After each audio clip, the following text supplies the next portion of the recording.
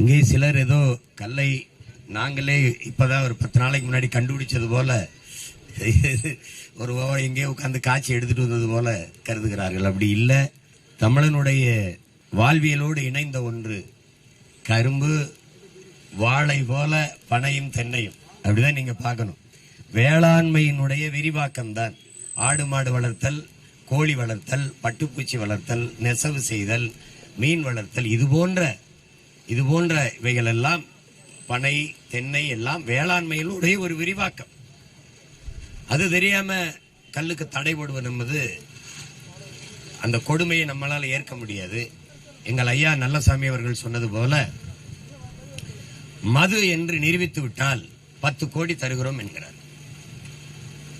தாயின் மார்பிலிருந்து வருகிற பால் போல பனையின் மார்பிலிருந்து இது வருகிறது. பனம்பால் தென்னம்பால்.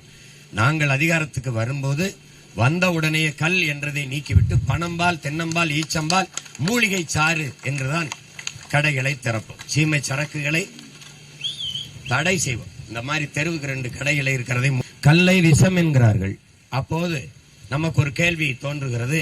டாஸ்மாக் கடைகளில் விற்கிற பீர், பிராண்டி, விஸ்கி எல்லாம் மிளகு ரசமா என்ற கேள்வியை கேட்க நமக்கு தோன்றுகிறது.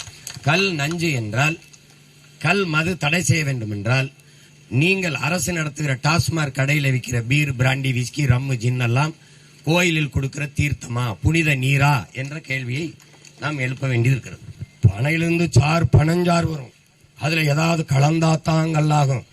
Albert Einstein, Thomas Alva Edison கண்டுபிடிச்சிருக்காங்க.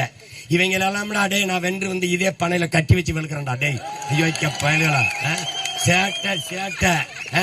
ஒருத்தன் வாத்தியாரு, ஒருத்தன் பேராசிரியர், ஒருத்தன் முதலமைச்சர். பனி இனிக்குதா சக்கர கொடிகளா?